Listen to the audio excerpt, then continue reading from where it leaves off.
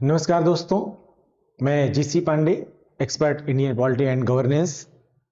भारतीय संविधान के परिप्रेक्ष्य में ये कंटेंट्स आपको हम देने जा रहे हैं, जिसमें हम चैप्टर वाइज कंटेंट आपको देंगे।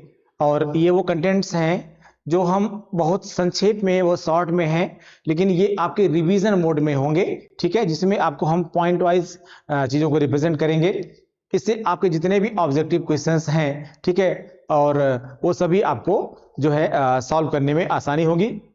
हर चैप्टर का कंटेंट देंगे हम, और हमारी कोशिश रहेगी कि चैप्टर वाइज आपको हम प्रैक्टिस सेट भी देते जाएं, ठीक है। तो उसमें ये आज का जो टॉपिक है हमारा, वो है संविधान का निर्माण। संविधान के निर्माण से संबंधित तथ्यों को हम आज आपको दे रहे हैं, ठीक है। आइए स्टार्ट करते हैं। भारत के लिए संविधान की रचना हेतु संविधान सभा का विचार सर्वप्रथम किसने प्रस्तुत किया था? भारत के लिए संविधान की रचना हेतु संविधान सभा का विचार सर्वप्रथम किसने प्रस्तुत किया था? तो किसने प्रस्तुत किया था? स्वराज पार्टी ने वर्ष 1934 में प्रस्तुत किया था। आप जानते हैं स्वराज पार्टी के लिए बाल गंगाधर तिलक साहब के समर्थन से इसमें एम.एन. राय साहब ने ये संविधान सभा के विचार का एक प्रस्ताव जो है वो रखा गया था, ठीक है। और ये प्रस्ताव वर्ष 1934 में आया था। किसके द्वारा? सबसे पहले एक औपचारिक प्रस्ताव की अगर हम बात करेंगे तो स्वराज पार्टी ने सबसे पहले वर्ष 1934 में रखा था। एक निर्वाचित संविधान सभा द्वारा भारत के संविधान का निर्माण करने का प्रस्ताव किया गया था। एक निर्वाचित संविधान सभा द्वारा भारत के संविधान का निर्माण करने का प्रस्ताव किया गया था। किसके द्वारा? क्रिप्स मिशन द्वारा, ठीक है। क्रिप्स मिशन वो पहला मिशन था जिसमें क्या गया था कि एक निर्वाचित संविधान सभा हो। संविधान सभा ऐसी नहीं हो जिसमें कि सदस्यों को मनोनीत कर दिया जाए, बल्कि उसका एक निर्वाचन हो, यानी चुने हुए लोगों के द्वारा एक निर्वाचित संविधान सभा बनाई जाए। इसका सबसे पहला जो प्रस्ताव रखा था वो किसने रखा था? वो सबसे पहला जो प्रस्ताव रखा गया था वो रखा था स्वराज जो क्रिप्स मिशन जो है एक निर्वाचित संविधान सभा द्वारा भारत के संविधान का निर्माण करने का प्रस्ताव सबसे पहले क्रिप्स मिशन द्वारा 1942 में लाया गया था। अगला देखते हैं हम लोग। Patrick Lawrence, John Simon, AB. Alexander और सर स्टैफोर्ड क्रिप्स में से कौन कैबिनेट मिशन का सदस्य नहीं था? Patrick Lawrence, John Simon, AB. Alexander और सर स्टैफोर्ड क्रिप्स में से कौन कैबिनेट मिशन का सदस्य नहीं था? एक्चुअली जो पैट्रिक लॉरेंस थे, ए.बी. अलेक्जेंडर थे और सर स्टैफोर्ड क्रिप्स थे, ये सभी जो है कैबिनेट मिशन के सदस्य थे। सभी कैबिनेट मिशन के सदस्य थे, लेकिन इसमें जॉन साइमन साहब ये कैबिनेट मिशन के सदस्य नहीं थे। जॉन साइमन की अध्यक्षता में जो है एक साइमन कमीशन बनाया गया था, और ये साइमन कमीशन के सदस्य थे, जबकि ये कैबिनेट मिशन के सदस्य नहीं थे। वर्ष 1946 में निर्मित अंतरिम सरकार में कार्यपालिका परिषद के उपसभापति थे। वर्ष 1946 में निर्मित अंतरिम सरकार में कार्यपालिका परिषद के उपसभापति थे। कौन थे? कार्यपालिका परिषद के उपसभापति पंडित जवाहरलाल नेहरू थे। प्रथम अंतरिम राष्ट्रीय सरकार की घोषणा की गई थी। जो अंतरिम सरकार बनी थी, पहली अंतरिम सरकार बनी थी, उसकी घोषणा कब हुई थी? 24 अगस्त 1946 को हुई थी। कैबिनेट मिशन योजना के अंतर्गत संविधान निर्मात्री परिषद में प्रत्येक प्रांत को आवंटित सदस्य संख्या निर्धारित करने के लिए एक प्रतिनिधि कितनी जनसंख्या के अनुपात में था? तो था 10 लाख व्यक्तियों पर एक प्रतिनिधि। यानी जो संविधान सभा बनेगी, ठीक है, उस संविधान सभा में 10 लाख व्यक्तियों में का प्रतिनिधित्व तो एक व्यक्ति करेगा, ऐसी व्यवस्था की गई थी। भारतीय इतिहास के संदर्भ में प्रांतों से संविधान सभा के सदस्य किस प्रकार निर्वाचित हुए थे? भारतीय इतिहास के संदर्भ में प्रांतों से संविधान सभा के सदस्य किस प्रकार निर्वाचित हुए थे? तो कहां से निर्वाचन किया गया था इनका? जो प्रांतीय विधानसभाएं थी उस समय, प्रांतीय विधानसभा के द्वारा ही क्या किया गया था? संविधान सभा के सदस्यों का निर्वाचन किया गया था, क्योंकि प्रत्यक्ष निर्वाचन अगर संविधान सभा के सदस्यों का होता तो स्थिति कुछ और हो सकती थी, और वो उस समय की व्यवस्था, उस समय की परिस्थिति के हिसाब से ठीक भी नहीं था। भारत की संविधान सभा का प्रथम अधिवेशन कब शुरू हुआ? संविधान सभा की जो पहली बैठक थी, जो कब हुई थी? 9 दिसंबर 1946 को, यानी प्रथम अधिवेशन कब प्रारंभ हुआ? 9 दिसंबर 1946 को आरंभ हुआ। किसने कहा था संविधान सभा अकेले ही देश के लिए एक स्वदेशी संविधान का निर्माण कर सकती है तथा सही मायने में और पूरी तरह से लोगों की इच्छा का प्रतिनिधित्व कर सकती है? ये महात्मा गांधी जी का सेंटेंस था। महात्मा गांधी जी ने इसको बड़े आत्मविश्वास के साथ कहा था कि संविधान सभा हमारी एक ऐसी संविधान सभा बनेगी जो अकेले ही देश के लिए एक स्वदेशी संविधान, यानी ऐसा संविधान जो भारत के लिए, लोगों के द्वारा भारत के लिए बनाया जा रहा हो, का निर्माण कर सकती है और सही मायने में और पूरी तरह से लोगों की जो इच्छा है, जो लोगों की आकांक्षा है स्वराज के संदर्भ में, उसको पूरा कर सकने में सक्षम होगी। ठीक है, ये महात्मा गांधी का सेंटेंस था। नेहरू जी ने संविधान सभा में उद्देश्य प्रस्ताव कब प्रस्तुत किया था? नेहरू ने संविधान सभा में उद्देश्य प्रस्ताव कब प्रस्तुत किया था? 13 दिसंबर 1946। 13 दिसंबर 1946 को नेहरू जी ने संविधान सभा में उद्देश्य प्रस्ताव प्रस्तुत किया था। राष्ट्रमंडल में भारत की सदस्यता का अनुमोदन किस वर्ष किया गया? राष्ट्रमंडल सदस्य आप जानते हैं, उन्हें कहते हैं जो ब्रिटिश आधिपत्य में थे या ब्रिटिश जो है सम्राट को कहीं न किसी रूप में अपना एक प्रमुख या जो कुछ भी मानते हैं, ठीक है, वो सब क्या बनते हैं? राष्ट्रमंडल बनते हैं। और राष्ट्रमंडल के सदस्य के तौर पर भारत को वर्ष 1949 में सदस्यता दी गई थी। संविधान सभा में अंबेडकर का प्रथम अभिभाषण किस वर्ष दिया गया? संविधान सभा में अंबेडकर जी का प्रथम अभिभाषण 9 दिसंबर 1949 को हुआ था। संविधान सभा में अंबेडकर जी का प्रथम अभिभाषण कब हुआ था? वर्ष 1949 में, वो था 9 दिसंबर 1949। भारतीय संविधान सभा के उद्घाटन के अधिवेशन की अध्यक्षता किसके द्वारा की गई थी? भारतीय संविधान सभा के उद्घाटन के अधिवेशन की अध्यक्षता किसके द्वारा की गई थी? आप जानते हैं जो पहली बैठक थी संविधान सभा की, जिसको हम उद्घाटन बैठक भी कह सकते हैं, उसके संविधान सभा के अस्थायी अध्यक्ष के तौर पर डॉक्टर सच्चिदानंद सिन्हा जी थे और डॉक्टर सच्चिदानंद सिन्हा के द्वारा ही अध्यक्षता की गई थी। बाद में 11 दिसंबर 1946 को क्या किया गया था? डॉक्टर राजेंद्र प्रसाद को संविधान सभा का औपचारिक अध्यक्ष चुन लिया गया था। संविधान सभा में उद्देश्य प्रस्ताव किसके द्वारा प्रस्तुत किया गया था? पंडित जवाहरलाल नेहरू के द्वारा उद्देश्य प्रस्ताव प्रस्तुत किया गया था। ये अलग बात है कि उस उद्देश्य प्रस्ताव को बनाने का कार्य जो है वो एम.एन. राय साहब ने किया था। ठीक है, भारतीय संविधान का प्रथम प्रारूप तैयार किया गया बी.एन. राव द्वारा। बी.एन. राव द्वारा संविधान सभा का प्रथम, भारतीय संविधान का जो पहला प्रारूप था, आरंभिक प्रारूप भी कह सकते हैं उसको, वो किसने किया था? बी.एन. राव द्वारा किया गया था। संविधान सभा की संघ संविधान समिति का अध्यक्ष कौन था? संविधान सभा की संघ संविधान समिति का अध्यक्ष कौन था? जवाहरलाल नेहरू, जो संघीय मामलों को समिति देख रही थी। ठीक है, संघ में क्या क्या चीजें होंगी, उस समिति का अध्यक्ष कौन थे? जवाहरलाल नेहरू साहब थे। संविधान सभा ने डॉक्टर भीमराव अंबेडकर की अध्यक्षता में प्रारूप समिति का गठन कब किया था? प्रारूप समिति का गठन कब किया था? प्रारूप समिति जिसके अध्यक्ष डॉक्टर अंबेडकर साहब थे, जिन्होंने संविधान का प्रारूप बनाने में महत्वपूर्ण भूमिका निभाई, वो इसका गठन हुआ था 29 अगस्त 1947 को। 29 अगस्त 1947 को इसका गठन किया गया था। संविधान सभा में भारतीय संविधान को बनाने हेतु भारतीय संविधान के कुल कितने अधिवेशन हुए थे? ये क्वेश्चन कई बार पूछा गया है। भारतीय संविधान को बनाने हेतु भारतीय संविधान के कुल कितने अधिवेशन हुए थे? तो कुल कितने अधिवेशन हुए थे? 12 अधिवेशन हुए थे। ठीक है, भारतीय संविधान को बनाने के लिए भारतीय संविधान के कुल कितने अधिवेशन हुए थे? 12 अधिवेशन हुए थे।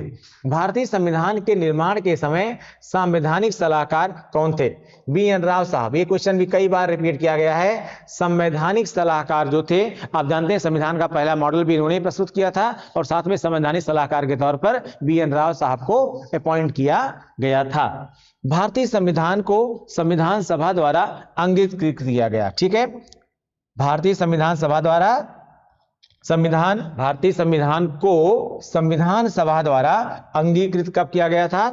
26 नवंबर 1949 को। ठीक है, और इसी दिन से आपके संविधान में अंतरिम संसद, निर्वाचन, ठीक है, और जो है आपकी नागरिकता से संबंधित जो प्रावधान थे उनको क्या किया गया?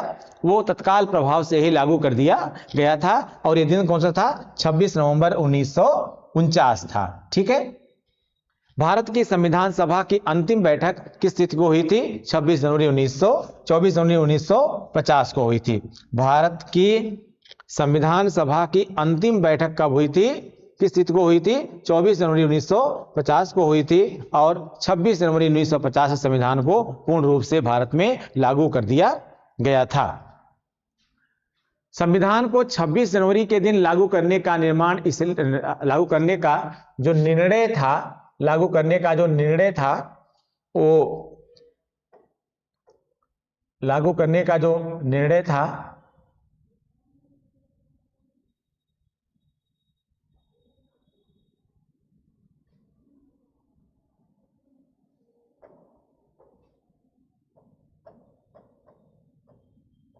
लागू करने का निर्णय इसलिए लिया गया क्योंकि कांग्रेस ने इस तिथि को वर्ष 1930 में स्वतंत्रता दिवस के रूप में मनाया था।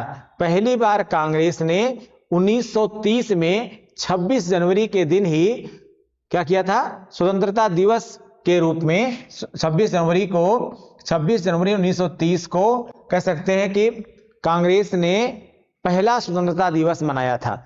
इसीलिए निर्णय लिया हुआ कि भारतीय संविधान को 26 जनवरी के दिन ही क्या किया जाएगा? पूरे देश में लागू किया जाएगा।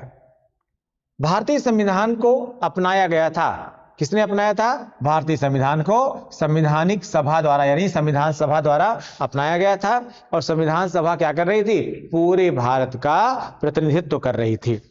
भारतीय संविधान दिवस मनाया गया था 26 नवंबर को। आज भी 26 नवंबर को संविधान दिवस मनाया जाता है। अपनी राष्ट्रवादी प्रतिक्रिया में भारतीय संविधान के निर्माताओं के अल्पसंख्यकों के हितों तथा भावनाओं के महत्व को कम करके आंका है। यह कथन है आइवर जेनिंग्स का। ठीक है ना, इनका आरोप था कि अल्पसंख्यकों के हितों का उतना ध्यान नहीं रखा गया भारतीय संविधान में जितना रखा जाना चाहिए था। ठीक है, जो सही नहीं है, लेकिन ऐसा इनका मानना था। किसने सुझाव दिया था कि भारत की स्वतंत्रता के बाद भारतीय राष्ट्रीय कांग्रेस को एक राजनीतिक दल के रूप में भंग कर दिया जाना चाहिए? तो ये प्रस्ताव किसने दिया था? महात्मा गांधी जी ने, क्योंकि महात्मा गांधी मानते थे कि यह एक राष्ट्रीय आंदोलन था और यह जो है कांग्रेस एक राष्ट्रीय आंदोलन थी और राष्ट्रीय आंदोलन का जो एक उद्देश्य था वो था स्वतंत्रता, और वो उद्देश्य चूंकि पूरा हो चुका है इसलिए इसको इसी स्वतंत्रता के पश्चात ही इसको खत्म कर देना चाहिए। और जहां तक पार्टी की बात है तो एक अलग पार्टी का गठन होना चाहिए। यानी उन्होंने कांग्रेस को एक स्वतंत्रता आंदोलन माना था, एक पार्टी नहीं माना था, इसीलिए इन्होंने इसको खत्म करने की बात कही थी। ठीक है, संविधान सभा में वयस्क मताधिकार को 15 वर्ष के लिए स्थगित करने की बात की थी। संविधान सभा में वयस्क मताधिकार को 15 वर्ष के लिए स्थगित करने की बात की थी। किसने? मौलाना आजाद ने। संविधान सभा में वयस्क मताधिकार को 15 वर्ष के लिए स्थगित करने की बात की थी। किसने? मौलाना आजाद साहब ने। यह किसने कहा कि मुझे इस आरोप के संबंध में कोई क्षमा नहीं मांगनी है कि संविधान के प्रारूप में गवर्नमेंट ऑफ इंडिया एक्ट 1935 के एक बड़े भाग को पुनः उत्पादित कर दिया गया है। ये डॉक्टर बी आर अम्बेडकर साहब का स्टेटमेंट था जब उस समय यह आरोप लग रहा था कि 1935 के अधिनियम के बहुत सारे भागों को एज इट इज संविधान में शामिल कर लिया गया है। तो उस पर अम्बेडकर साहब ने जवाब दिया था, वास्तव में 1935 के अधिनियम के बहुत महत्वपूर्ण भागों को इसमें शामिल किया गया संविधान में। उसके पीछे कारण यह था कि हमें उन सभी अच्छी चीजों को और जो उन तत्कालीन परिस्थितियों में भारतीयों में कह सकते हैं कि पहले से ही आ गई थी, उन्हीं परंपराओं को आगे जारी रखना हमारे संविधान निर्माताओं के लिए ज्यादा आसान था और भारतीयों के द्वारा ही उसकी एक्सेप्टेंस भी ज्यादा हो सकती थी, इसीलिए ऐसा किया गया था। और इसी पर डॉक्टर बी आर अम्बेडकर साहब ने यह कहा था कि मुझे इस आरोप के संबंध में कोई क्षमा वगैरह नहीं मांगनी है। ठीक है, भारत में न्यायिक पुनरीक्षण की संकल्पना किस देश के संविधान से ली गई है?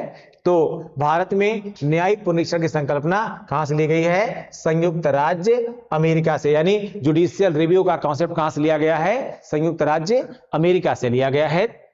भारतीय संविधान में मौलिक कर्तव्यों का विचार लिया गया है। भारतीय संविधान में मौलिक कर्तव्यों का विचार कहां से लिया गया था? रूस से लिया गया था। ठीक है, आज रूस है, लेकिन पहले क्या था? ये सोवियत संघ था। ठीक है, जिसमें अलग अलग कंट्रीज थे, बाद में सब अलग अलग जो है सोवियत संघ के विघटन के बाद सब अलग अलग हो गए। फिलहाल संविधान कहां से, ये प्रारूप कहां से लिया गया? ये व्यवस्था कहां से ली गई? रूस के संविधान से ली गई। ठीक है, या पूर्व सोवियत संघ के संविधान से ली गई।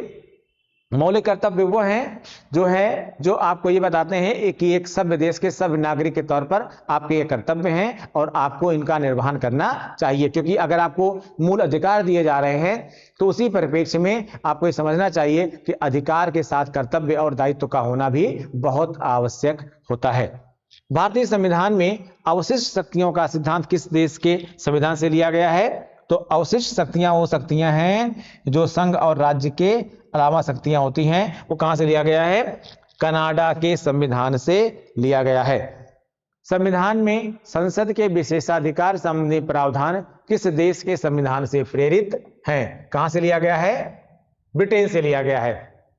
संसद का विशेषाधिकार क्या होता है? एक्चुअली संसद में कही गई किसी भी बात के लिए आप जानते हैं संसद सदस्यों को न्यायालय में उत्तरदायी नहीं ठहराया जा सकता है। तो जाहिर सी बात है कि अगर आपको न्यायालय में उत्तरदायी नहीं ठहराया जा सकता है तो आपके खिलाफ कुछ तो कार्रवाई हो सकती है। तो प्रारंभिक तौर पर अगर किसी ने कुछ अपशब्द किया या कोई ऐसा अमाननीय व्यवहार किया है जिसको एक्सेप्ट करना थोड़ा सभ्य समाज में मुश्किल है, तो ऐसे में संसद क्या करती है? स्वनियामक के तौर पर अपने लिए कुछ व्यवस्था बनाती है, जिसमें हो सकता है उस संसद सदस्य को 2-4 दिन के लिए या पूरे सत्र के लिए क्या किया जाए? संसद से जो है निष्कासित कर दिया जाए, या संसद के अधिवेशन से उसको निलंबित कर दिया जाए, या जैसे अभी एक मामला आया है मोइत्रा वाला, ठीक है, महुआ मोइत्रा वाला, जिन्होंने संसद में प्रश्न लेकर के पैसे लेकर के प्रश्न पूछे, तो ये एक अमानवीय व्यवहार है, अच्छा व्यवहार नहीं है। तो ऐसे में अभी देखा आपने एथिक्स कमेटी ने, जो नैतिक समिति बनाई गई थी, नैतिक समिति ने क्या किया? इसकी जांच किया और उनकी सदस्यता क्या किए? समाप्त करने की बात कही। ठीक है, और वो समाप्त भी कर दी गई। तो इसी प्रकार से संसद के अपने कुछ विशेषाधिकार हैं और ये विशेषाधिकार जो है कहां से लिए गए? ब्रिटेन से लिए गए। भारतीय संविधान में आपात उपबंध, जो आपात उपबंध है, आपातकाल का जो प्रावधान है, ये आपातकाल का प्रावधान कहां से लिया गया? जर्मनी के संविधान से लिया गया। ठीक है, आपात उपबंध कई बार पूछा गया है क्वेश्चन, ये आपात उपबंध जो है वो कहां से लिया गया? जर्मनी के संविधान से लिया गया। ठीक है, तो आज संविधान के निर्माण से हमने ये महत्वपूर्ण तथ्य आपको दिए और इसी तरह से हम संविधान के निर्माण संबंधी जितने प्रश्न भी आए होंगे उनकी क्वेश्चन प्रैक्टिस भी आपको हम देंगे। ठीक है, थैंक यू।